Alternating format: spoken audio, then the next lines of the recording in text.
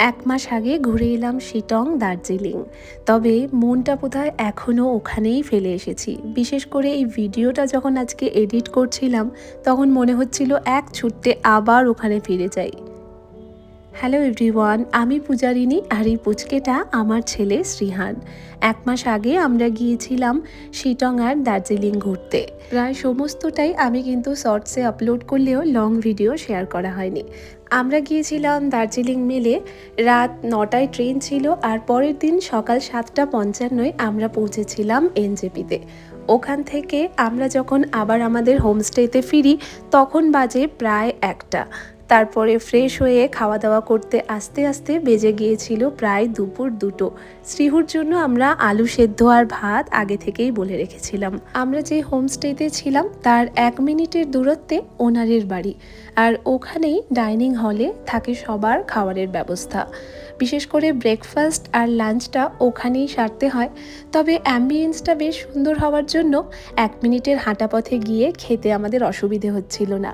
আর যাওয়ার সময় পথটাও বেশ সুন্দর ছিল। রাস্তার দুপাশে প্রচুর গাছ, সাথে পাহাড় দেখা যাচ্ছিল দূরে, তাই ওইটুকু হাঁটা পথ আমাদের বেশ ভালোই লাগছিল।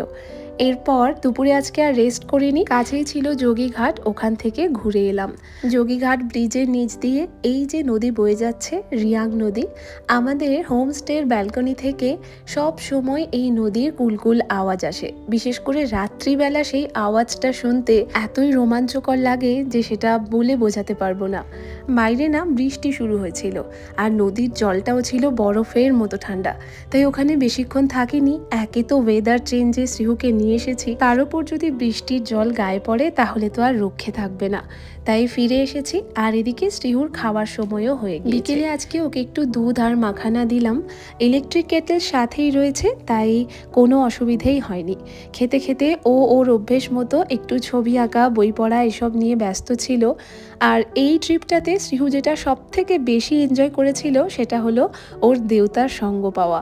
আসলে ওর বাবা তো সব সময় ডিউটি নিয়ে বিজি থাকে, আমাদের সাথে না ওর সময় সব সময় মেলে না, তাই শ্রীহু ওর বাবাকে খুব কম পায়।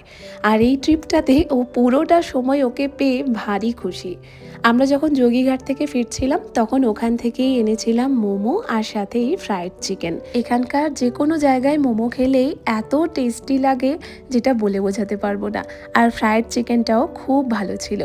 এরপর শ্রীহুর সাথে আমি চারদিকটা একটু ঘুরে দেখছিলাম। বৃষ্টিটা এখন একটু কম ছিল, তবে চারিদিকের ওয়েদারটা বেশ ঠান্ডা।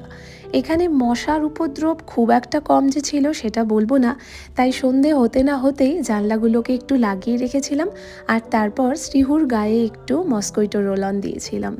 তা সত্ত্বেও না শ্রীহুকে কিন্তু মশা কামড়েছিল, আর ওর যেহেতু মশার কামড়ে অ্যালার্জি থাকে তাই একটু ফুলে গিয়েছিল, তবে সাথে মেডিসিন ছিল, খুব একটা অসুবিধে কিছু হয়নি।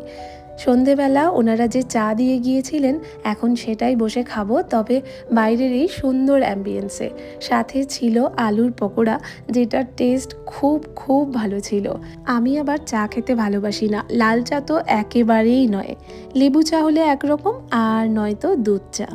তবে বাইরে বৃষ্টি পড়ছে, আর এখানে এরকম ওয়েদারে বসে একটু সময়টাও কাটবে, তাই ভেবে একটু চা খেলাম, আর সাথে গরম গরম পকোড়া। আমরা এখানে ঘুরতে আসার প্রায় 2 সপ্তাহ আগে আমার একজন পরিচিত দিদি, ওরাও এসেছিল এখানে। ওদের পুরো ট্যুরটা যিনি অর্গানাইজ করেছিলেন ওনার কন্ট্যাক্ট নাম্বারটা নিয়ে আমরাও কন্ট্যাক্ট করে এসেছিলাম এখানে। সমস্তটা খুব সুন্দর করে গুছিয়ে দিয়েছিলেন।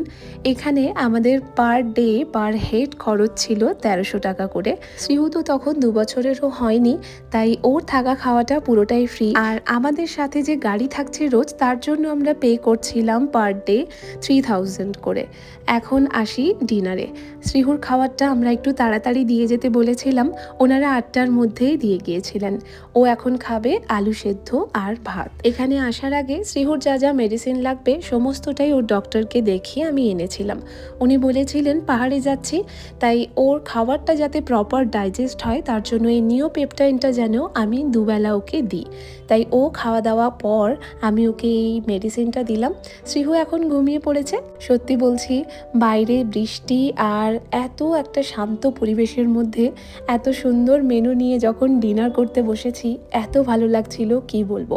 মেনুতে ছিল একদম গরম ভাত, সাথে আলু বেগুন ভাজা, একটা ট্যালট্যালে ডাল, আর ছিল চিকেন কষা, সাথে পেঁয়াজ আর কাঁচা লঙ্কাও।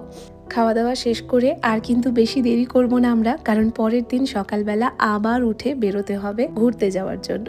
তো এই ভিডিওটা এ পর্যন্তই। সবাই ভালো থেকো, দেখা হবে পরের আরেকটা ব্লগে। Till then by.